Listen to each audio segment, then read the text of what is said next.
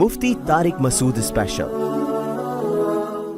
کھانے سے پہلے ہاتھ دھونا، اب بھی پتا ہے دنیا میں جو رواج ہے نا، یہ جو کانٹوں کا، چھری کانٹوں کا زیادہ رواج آیا ہے، وجہ اس کی تھی ہاتھ نہیں دھوتے تھے یہ لوگ۔ ہاتھ جب دھوتے نہیں تھے تو جراثیم پھیلتے تھے، تو ان کے ڈاکٹروں نے ان کو بولا کہ بھئی اس سے تو جراثیم پھیل رہے ہیں، تو یہ چھری کانٹے لے آئے۔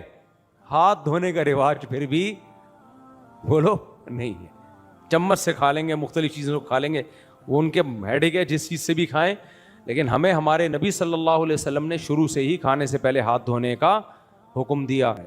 آپ اس سے اندازہ لگا لو کہ جس مذہب میں مردے کو بھی غسل کر کے دفن کیا جا رہا ہو تو زندوں کو کتنا صاف رکھنے کا حکم دیا جا رہا ہو، لیکن افسوس یہ ہوتا ہے کہ جب ہم یہ باتیں بیان کر رہے ہوتے ہیں اور جب مسلمانوں کے حالات دیکھ رہے ہوتے ہیں تو پھر افسوس کے علاوہ کچھ بھی حاصل نہیں ہوتا۔ کچھ چیزیں غیر مسلموں میں ابھی بھی نہیں آئی ہیں، جیسے پانی سے استنجا کرنا، کیونکہ نجاست ہے نا، اس میں شریعت نے زیادہ حساس بنایا ہے پانی سے استنجا کرنا۔ اس لیے اسلام کی صفائی کو آپ آج کی جو مغربی دنیا کی صفائی ہے نا، اس سے کمپیئر نہیں کر سکتے۔ اسلام اس وقت صفائی کو کا کہہ رہا تھا جب صاف رکھنا دنیا کا مشکل ترین کام تھا اپنے آپ کو، اس وقت صفائی کا حکم دیا گیا ہے۔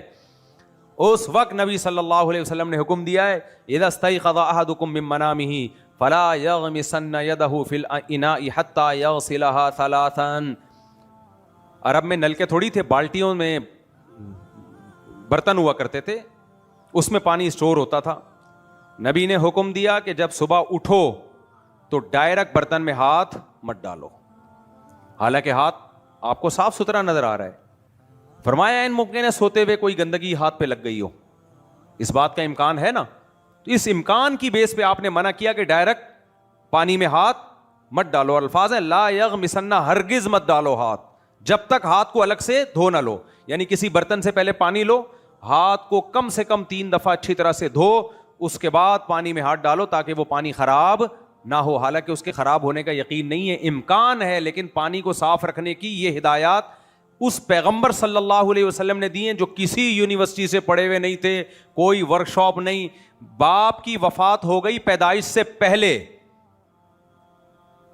تو اس قوم کو یہ پانی کو صاف رکھنے کی ترغیب دے رہے ہیں۔ اس لیے حکیم اختر صاحب رحمہ اللہ کہتے تھے علوم نبوت ہی دلیل نبوت ہیں، نبی کی جو تعلیمات ہیں نا وہ خود آپ کے نبی ہونے کی دلیل ہیں، یہ عام بشر کی یہ کے پاس یہ طاقت نہیں ہوتی، کیونکہ انسان یا تو کلچر سے سیکھتا ہے یا یونیورسٹیوں سے سیکھتا ہے۔ جاپانیوں نے جو اتنی تہذیب آ گئی نا، لائن میں لگے ہوتے ہیں، یہ ان کی 100 سال کی محنت ہے، اسکولوں میں محنت کرا کرا کے بچوں کو لائن میں لگنا ہے، لائن میں لگنا ہے، لائن میں لگنا ہے، لائن میں لگنا ہے، ہوتے ہوتے ہوتے ہوتے پھر ایک پروڈکٹ مارکیٹ میں جاپانیوں کی آئی ہے تمیز کے نا، یوں مل رہے ہوتے ہیں۔ یہ ایسے ہی تھوڑی ہو گئے، پہلے یہ ایسے تھوڑی تھے۔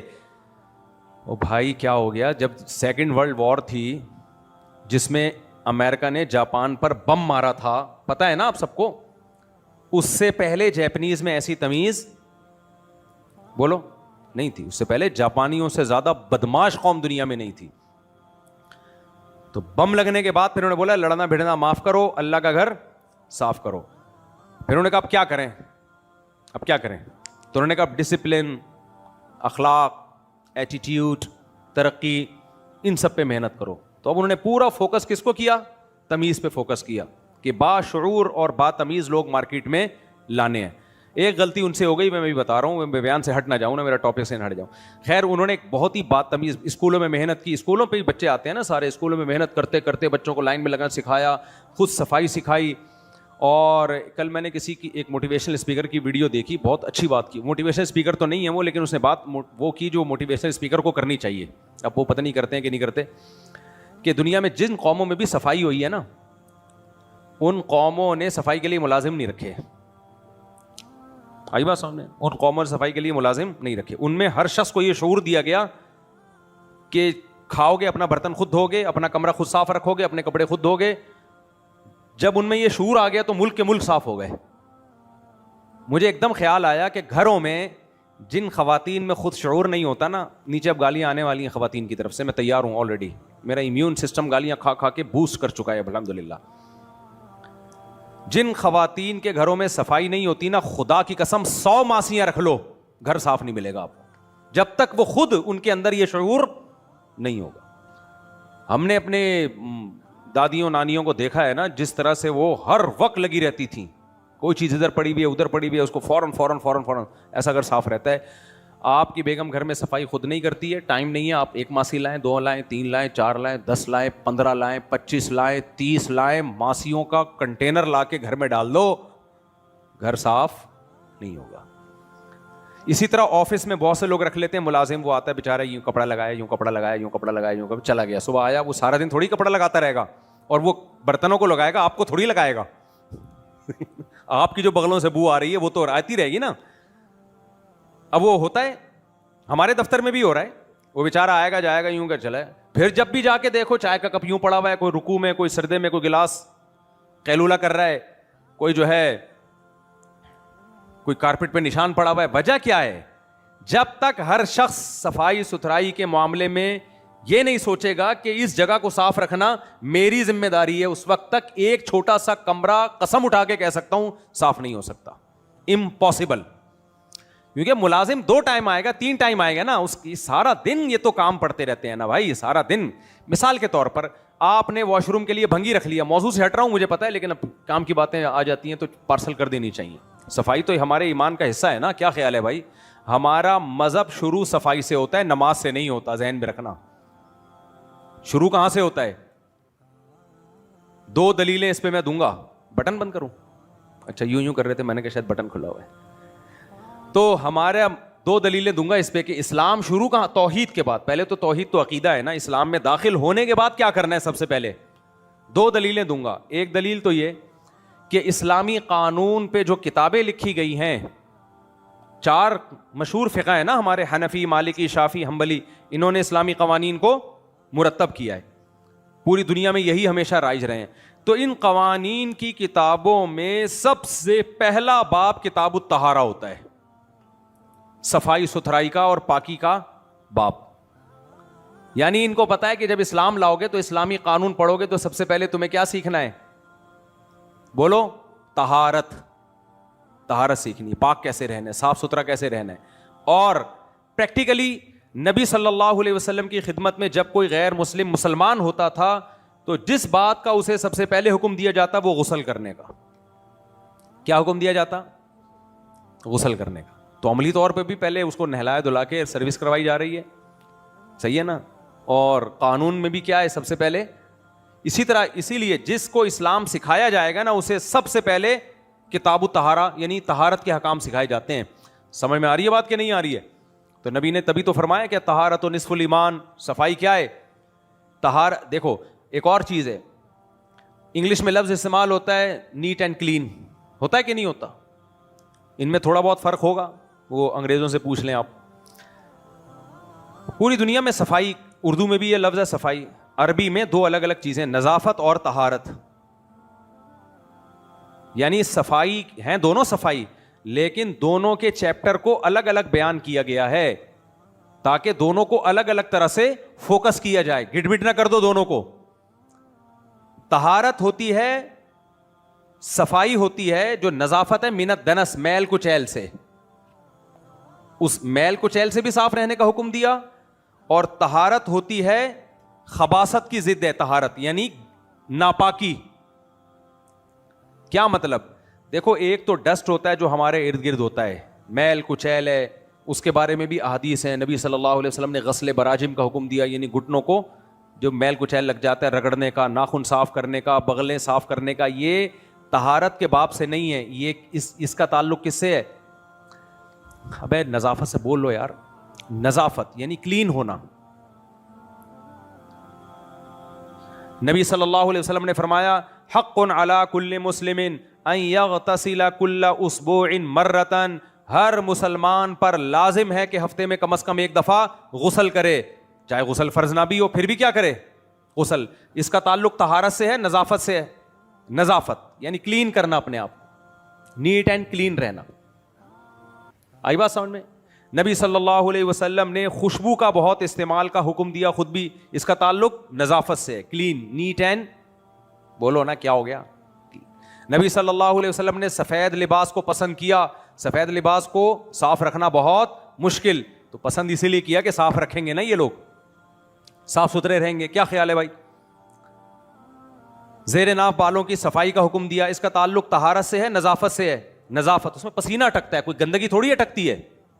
گندگی سے میری مراد ناپاکی, یہ ہے نظافت. اور دوسری چیز ہے, اچھا آپ صلی اللہ علیہ وسلم نے برتن میں پھونک مارنے سے منع کیا, صحیح حدیث ہے. ہم جو پھونک مارے چائے کا دیکھا نا, کچھ لوگ ایک طریقہ ہوتا ہے, ایک ہوتا ہے کر کے پھر پورا سڑپا مارنا. چلو سڑپا تو اپنی عادت ہوگی کسی کی, لیکن جو منہ پہ پھونکے مار رہا ہے تو کوئی ناپاکی تو نہیں جا رہی نا چائے میں. کیا ہو گیا بھائی؟ کوئی ناپاکی تھوک پاک چیز ہے, ہوا پاک ہے.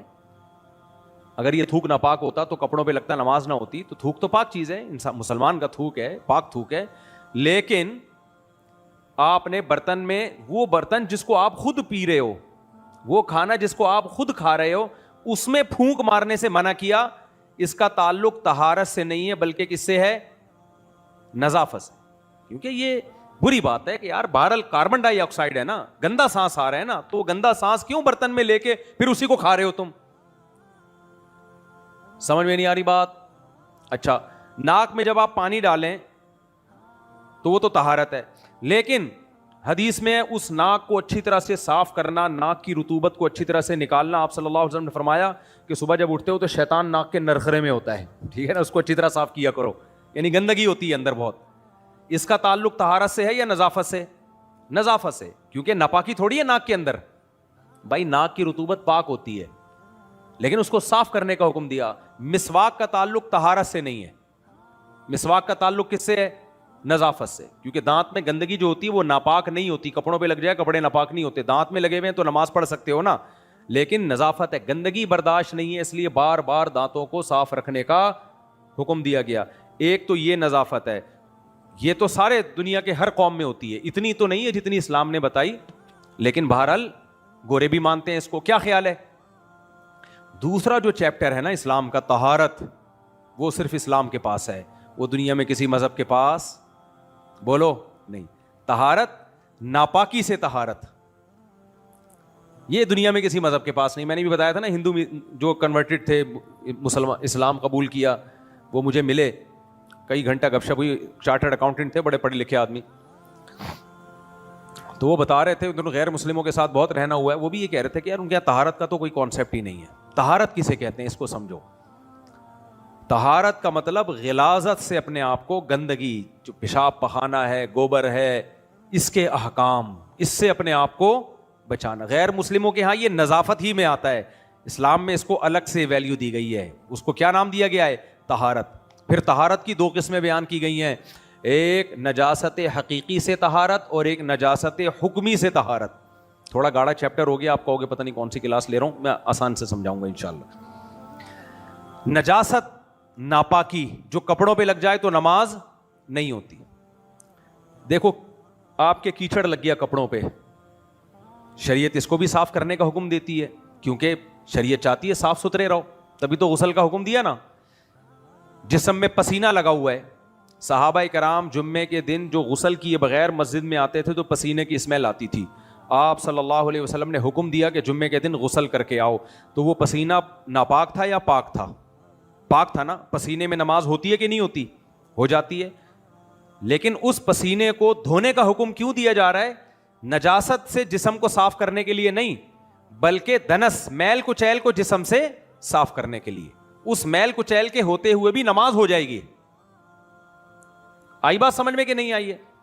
لیکن کچھ گندگیاں ایسی ہوتی ہیں جس کو شریعت نے نجاست کا نام دیا ہے. پسینہ دنس میں آتا ہے, نجاست میں نہیں آتا. عربی میں دنس کہتے ہیں میل کچیل کو. پسینہ کس میں آتا ہے؟ رجسن کا لفظ سنا ہوگا نا آپ نے, نجس. نجس عربی میں بھی استعمال ہوتا ہے, اردو میں بھی کہتے ہیں نجس چیز ہے. پلید, جس کو اردو میں کیا کہتے ہیں؟ پلید. تو پلیدی کیا ہے؟ یہ جو پخانے شخانے, اللہ معاف فرمائے, جن کو بولتے ہوئے بھی آدمی کو گھن آ رہی ہوتی ہے, پیشاب ہو گیا, یہ سب چیزیں پلید ہیں. تو اسلام نے ہمیں احکام کیا دیے کہ پلید چیزوں کے احکام زیادہ سخت لگا دیے.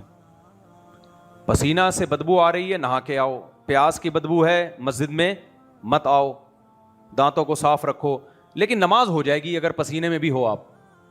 لیکن اس سے اوپر کی جو گندگیاں تھیں جن کو نجاست کہا جاتا ہے، گوبر ہے، پیشاب ہے، مزی ہے، منی ہے، حیض و نفاس کا خون ہے یا ویسے ہی خون ہے، اس میں شریعت نے اتنے ٹف احکام دے دیے کہ یہ اگر کپڑوں یا جسم پہ لگے ہوں تو آپ کی نماز نہیں ہوتی.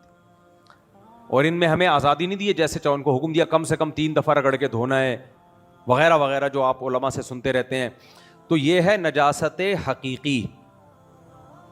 تبھی دیکھو جن کو لڑکے بالغ ہوتے ہیں نائٹ فال ہو گیا تو شلواریں پکڑ پکڑ کے دھو رہے ہوتے ہیں. کیوں؟ ان کو پتا ہے بھائی نماز نہیں ہوگی. یہی ڈر ہوتا ہے نا. انگریز نہیں دھوتے، انگریز نہیں دھوتے. ایک میں نے کتاب پڑھی جس میں 100 غیر مسلم جو مسلمان ہوئے تھے ان کی آپ بیتی تھی. اس میں ایک ڈرائی کلینر تھا، کسی مسلم کنٹری میں آیا ہوگا، غیر مسلم تھا یا کسی غیر مسلم کنٹری میں رہتا ہوگا.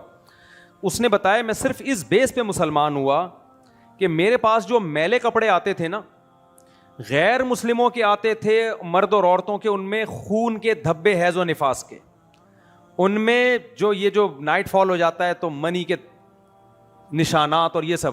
مسلمانوں کے کپڑے کبھی ایسے میرے پاس نہیں آئے. نہیں آئی میرا خیال ہے بات. کیوں؟ وجہ کیا ہے؟ یہ پرانی بات ہے. اب تو مسلمان بھی ماشاءاللہ گندگی میں الحمدللہ انہوں نے ریکارڈ قائم کیے. گندے ہی ہوتے جا رہے ہیں. جتنے جتنے مسلمان مذہب سے دور رہ رہے ہیں تو اوپر سے تو بڑا صاف ہوتا جا رہا ہے، دیکھنے میں بڑا نیٹ کلین، اندر سے گندا ہوتا جا رہا ہے. ورنہ ہمیں یاد ہے پہلے تو اس کا تصور نہیں تھا. نائٹ فال ہو جائے تو بھائی وہ اپنی پینٹ شلوار خود دھو رہے ہوتے تھے کہ یار یہ غلاظت ہے، یہ واشنگ مشین میں کپڑے دھلیں گے سارے کپڑے ناپاک ہو جائیں گے نا اس کے ساتھ، اور پھر نماز بھی پڑھنی ہے تو اس کے لیے تو پاک کرنا ضروری ہے. تو شریعت نے اس میں سختی زیادہ اس لیے کر دی کہ وہ زیادہ گندی چیز ہے، اس کے بغیر نماز نہیں ہوگی. حیض و نفاس کے خون ہوتے ہیں وہ صاف کرنا ضروری. نبی صلی اللہ علیہ وسلم نے خواتین کو حکم دیا کہ کہیں خون کا نشان پڑ جائے تو اس کو رگڑ کے دھو اس کو. اور پھر دوسری نجاست ہے نجاست حکمی. کچھ نجاستیں دیکھنے میں نظر نہیں آتی لیکن انسان گندا ہو جاتا ہے. جیسے غسل فرض ہو جائے، احتلام ہو گیا یا زوجہ کے قریب چلا گیا. غیر مسلموں میں اس کے بعد غسل کا رواج نہیں ہے. ہمیں لوگ بتاتے ہیں جو وہاں مغربی ملکوں میں دوست ہیں، وہ کہتے ہیں کہ انگریز تو صبح اٹھیں گے ایسے ہی آفس چلے جائیں گے. تو کیسے گندگی ہے یار. اب یہ گندگی دکھائی نہیں جا سکتی، تبھی تو دیکھو مذہب کی ضرورت ہے نا. ہر چیز عقل سے ثابت نہیں ہوتی. عقل سے تو آپ وہ کہو گے کیا ہو گیا، گندا کہاں سے ہو گیا، لیکن طبیعت انسان کی غسل کے بغیر سکون میں نہیں آتا. انسان کو اس کو اپنے گندا ہونے کا احساس ہوتا ہے. اس لیے اسلام نے حکم دیا جب تک غسل نہیں کرو گے آپ نماز نہیں پڑھ سکتے. اور فجر کی نماز کو فرض کر دیا، غسل کرنا ہی پڑے گا آپ کو. مسلمان جنابت کی حالت میں زیادہ دیر ناپاک نہیں رہ سکتا. تو یہ نجاست حکمی ہے، یعنی دیکھنے میں نظر نہیں آ رہی، یہ فرضی چیز ہے، محسوس ہوتی ہے. یہ اب بہت سی چیزیں عقل سے سمجھائی نہیں جا سکتی لیکن ہوتی ہیں محسوس. دیکھو ایک آسان مثال دوں، بہن سے نکاح ہر مذہب میں حرام ہے یا نہیں ہے؟ ہر قوم میں حرام ہے یا نہیں ہے؟ کیوں؟ ذرا سی بھی غیرت ہو نا، انسان اس تصور سے شرم سے زمین میں گڑ جائے. لیکن عقل سے ثابت کر سکتے ہو کہ یہ بری چیز ہے؟ کوئی بغیرت آدمی اپنی بہن سے نکاح کر رہا ہو، ہم اس کو بغیرت تو کہیں گے، وہ کہے گا بغیرت کیوں کہہ رہے ہو مجھے، بغیرتی کیا ہوتی ہے؟ ہم کہیں گے یہی بغیرتی ہوتی ہے. کہتا ثابت کرو یہ کیسی بغیرتی ہے. عورت ہے نا، تو میرا دل اس کی طرف مائل ہو رہا ہے، تو ہم کیا کہیں گے یہ فطرت کے خلاف ہے. کہہ کہ فطرت کسے کہتے ہیں؟ تو کلچر ہے ہمارا. میں اس کلچر کو نہیں مانتا. رشیا میں جب کمیونزم کا دور تھا نا اور انقلاب آیا ہے تو انہوں نے بہن سے نکاح کو بھی لیگل قرار دیا ہے. تو یہاں مذہب گائیڈ کرتا ہے کہ کچھ چیزیں بغیرتی ہیں. بہت کوئی بغیرت ہو جائے تو اس کو لگے گا کہ یہ بغیرتی نہیں ہے، لیکن اس کو دلائل کی دنیا میں اس بغیرتی کو ایکسپلین نہیں کیا جا سکتا. یار مجھے ذرا بیٹا آپ پانی پی رہے ہو، مجھے بھی ٹھنڈا پانی پلا دینا. آپ پی لو پہلے تسلی سے. ہاں، اس بغیرتی کو دلائل سے ایکسپلین نہیں کیا جا سکتا. وہاں مذہب گائیڈ کرتا ہے کہ ماں سے نکاح نہیں کر سکتے، بہن سے نکاح نہیں کر سکتے، بیٹی سے نکاح نہیں کر سکتے، بھانجی بتیجی سے نکاح نہیں کر سکتے، پوتیوں نواسیوں سے نکاح نہیں کر سکتے، بہوؤں سے نکاح نہیں کر سکتے. جو بہت سے دنیا میں مجھے یاد ہے غیر مسلمان ہوئے تھے، ہمارے بچپن کی بات ہے، اس نے اپنی خالہ سے نکاح کیا ہوا تھا، سگی خالہ سے، بچے بھی تھے. تو اب وہ جہاں بھی گئے مسلمان اسکالرز نے ان کو کہا کہ بھائی آپ کا یہ نکاح ختم ہو جائے گا, جیسے ہی آپ اسلام قبول کریں گے یہ آپ کو علیحدگی اختیار کرنی پڑے گی. وہ کہہ رہے یار میں, میری بیوی ہے, میرے بچے ہیں, میں کیسے چھوڑ دوں.